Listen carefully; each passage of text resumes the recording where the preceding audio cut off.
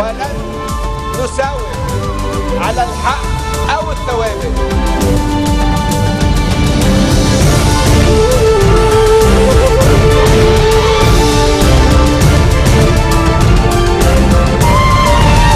Good afternoon. You're watching the English newscast on Future Television. I'm Yumna Naufal, and these are today's top stories. A probe has been ordered into the shooting that targeted the convoy of Change and Reform bloc MP Ibrahim Kanaan overnight. A Syrian military pilot whose aircraft crashed in Turkey near the country's border is in the hospital, having been found after a 9-hour search. And François Fillon hopes to use a mass rally in Paris to re-energize his faltering French presidential bid, with supporters saying at least 45,000 people are expected next to the Eiffel Tower. A probe has been ordered into the shooting that targeted the convoy of Change and Reform bloc MP Ibrahim Kanaan overnight, according to the national news agency. State prosecutor Judge Samir Hammoud has asked Brigadier General Imad Osman, the head of the Internal Security Forces Intelligence Branch, to conduct investigations to identify the individuals who intercepted MP Ibrahim Kanaan's convoy in the Dawra area overnight and opened fire at it. Kanaan's press office issued a statement saying the shooting erupted after an unknown car intercepted the convoy, and he and his bodyguards, however, were not harmed in the incident. And they said that Kanaan has thanked those who called him to inquire about his health. He is a prominent MP, of course, of the Change and Reform bloc founded by President Michel Aoun, and has also played a key role in the rapprochement between the Free Patriotic Movement and the Lebanese forces. Member of the Future Bloc MP Samir Jisr is warning of the danger of a vacuum in Parliament during a morning breakfast hosted in honor of the Education Sector Coordination Office of Tripoli with the Future Movement. Jisr confirmed that the implementation of the Taif Agreement is literally the only solution and the best interpretation in order to avoid any problems. He also stressed that the country has no interest in any extension of any current laws that may prolong the void.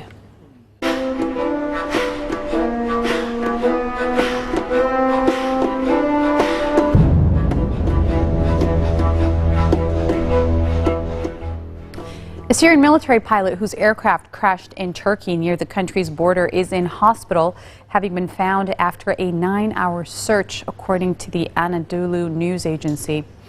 According to the Turkish report, the pilot has recovered during an air and ground search and taken to a local hospital after the plane went down on Saturday night in the Turkish province of Hatay.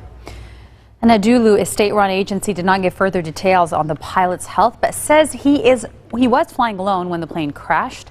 A Syrian military source quoted by state television said contact was lost with a military aircraft on a reconnaissance mission near the Turkish border.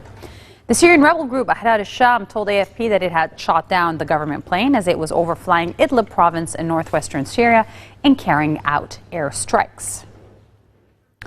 A small but growing number of Syrian university students have found refuge in Mexico as they flee war at home and increased hostility toward immigration from the White House. Conway G. Gittins reports from Reuters.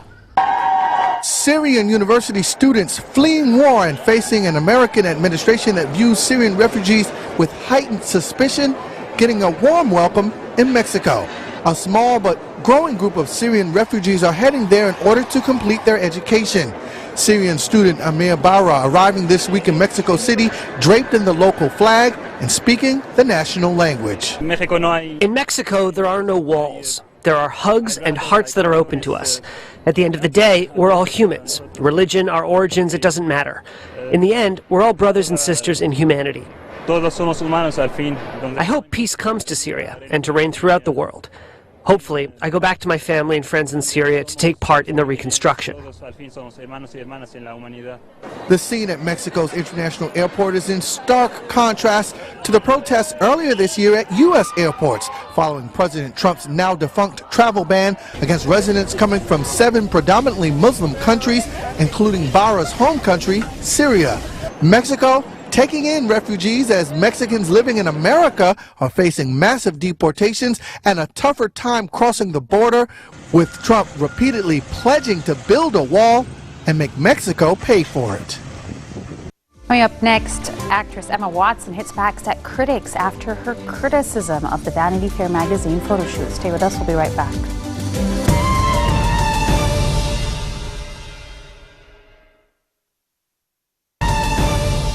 Welcome back. Israeli Prime Minister Benjamin Netanyahu says he will meet Russian President Vladimir Putin this week to Moscow in order to press him for a limit to Iran's influence in Syria. Israel is deeply concerned over whether Syria's civil war will result in its arch foe Iran having increased its power in its neighboring country. Netanyahu, who has held a series of talks with Putin in recent months related to Syria, says he plans to meet the Russian leader on Thursday. Russia has been conducting an air war in support of Syrian President Bashar al-Assad's regime, and Iran also supports Assad. Israel seized 1,200 square kilometers of the Golan Heights from Syria in the Six-Day War of 1967 and later annexed it in a move never recognized by the international community. Israel opposes Assad but has sought to avoid being dragged into the civil war. Thousands of pro-government women are filling in Istanbul Arena in support of a yes vote in next month's referendum on boosting Turkish President Recep Tayyip Erdogan's powers. Waving Turkish flags, women are shouting, "Of course, yes," ahead of the April 16 vote on constitutional changes that would give Turkey an executive presidency similar to political systems in France or the United States. Erdogan's ruling Justice and Development Party is running the Yes campaign, saying the changes would bring political stability. The vote is widely seen as a referendum on Erdogan himself because the proposed plan could see him stay in power until 2029. Opponents, however, say the changes that would grant sweeping new powers to the head of state would make parliament dysfunctional and promote a one-man model. François Fillon is hoping to use the mass rally currently taking place in Paris as we speak to re-energize his faltering French presidential bid, with supporters saying at least 45,000 people are currently at the meeting in the shadow of the Eiffel Tower in Paris. The pictures you're seeing live on the screen are live from Paris. Fillon is expected to speak at the event, which is proving controversial even with those in his own party concerned by the presence of conservative groups and a demonizing of the justice system as the candidate is facing an investigation into his financial affairs. 100 buses brought supporters from outside Paris, and Fillon himself used a video on Twitter to call for a high turnout. As you can see, supporters are waving French flags in the capital. He's expected to appear before magistrates later in the month as part of the investigation into whether he employed his wife over many years at public expense and a job for which she did very little work. Republican Senator Lindsey Graham says he has no knowledge about any wiretapping, but is very worried that the president is suggesting that former President Barack Obama may have done something illegal. President Donald Trump on Saturday claimed that then President Obama had wiretapped Trump in October during the late stages of the presidential election campaign, saying it was simply false. Trump made the accusation in a series of tweets without citing evidence just weeks into his administration. I'm very worried. I'm very worried that our president is suggesting that the former president has done something illegally. I would be very worried if, in fact, the Obama administration was able to obtain a warrant lawfully about Trump campaign activity with foreign governments. So, it's my job as a United States Senator to get to the bottom of this. I promise you I will. I believe with all my heart and soul that the Russians did interfere in our elections. It wasn't a 400-pound man sitting on a bed somewhere. It was Russian intelligence services hacked into Podesta's emails, the DNC. They, through a third party, in my view, gave that information to WikiLeaks, and it was leaked out during the course of the campaign. That, to me, needs to be punished. As to Trump-Russia campaign ties, I have no evidence personally that there are any, but I will insist that the FBI be given full opportunity to look into this without political interference. Actress Emma Watson is hitting back at critics who have been commenting either in the press or on Twitter that a photo of her in the latest Vanity Fair magazine is not feminist, as she bears more skin than usual. Watson, who is a UN Women Goodwill Ambassador and pioneer of the He for She campaign to make men advocate for feminism, talked about the controversy while promoting her latest film, the Disney live-action Beauty and the Beast. Take a look. It just always reveals to me what how many misconceptions and what a misunderstanding that there is of what feminism is. Feminism is about giving women choice. Feminism is not a stick with which to beat other women with. It's about freedom. It's about liberation. It's about equality. It's not, I really don't know what my tits have to do with it. It's very confusing. Tim Walker's great. He I'm shot me with confused. flowers in my beard. So, Most people are confused. No, I mean, I'm always just kind of quietly stunned. What were people saying about you? They were saying that I couldn't be a feminist and have boobs. And have boobs. That's not true. I mean, yeah. It was just slightly strange. Anyway, they think these things are connected.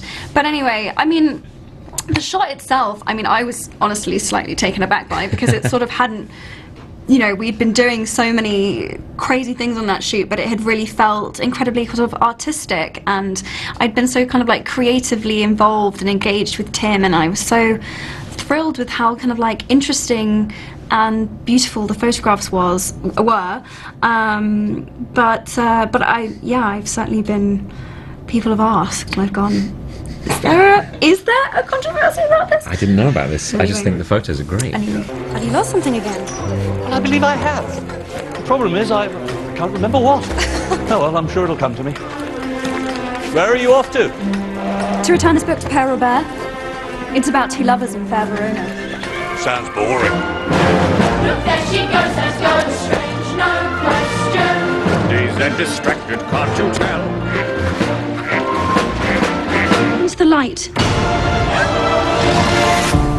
I will escape, I promise. Look, a girl. Who said that? Hello.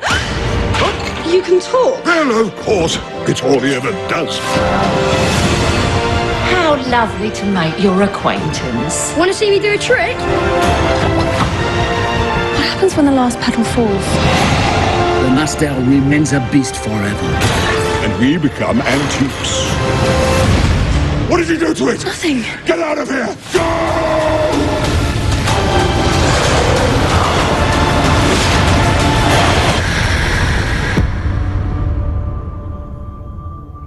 You have to help me.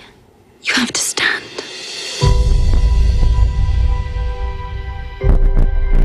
If she is the one who'll break the spell, you must finally learn to love.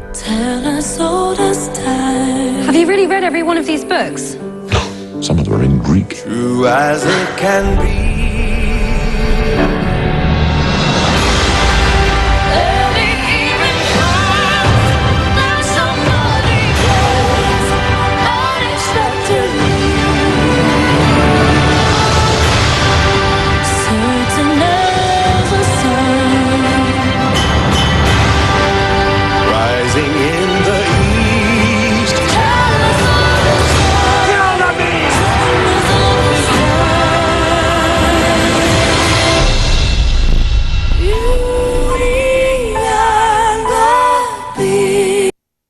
Beauty and the Beast hits theaters on March 17th. And on that note, we end our bulletin for today. Now for a reminder of our headlines.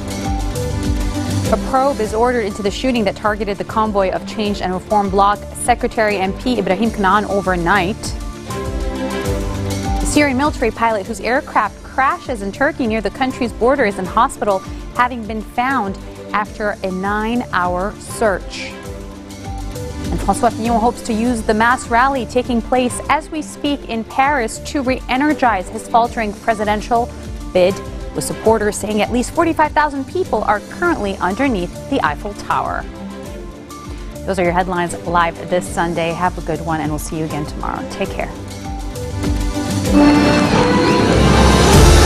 لم ولن نساوم على الحق أو الثوابت.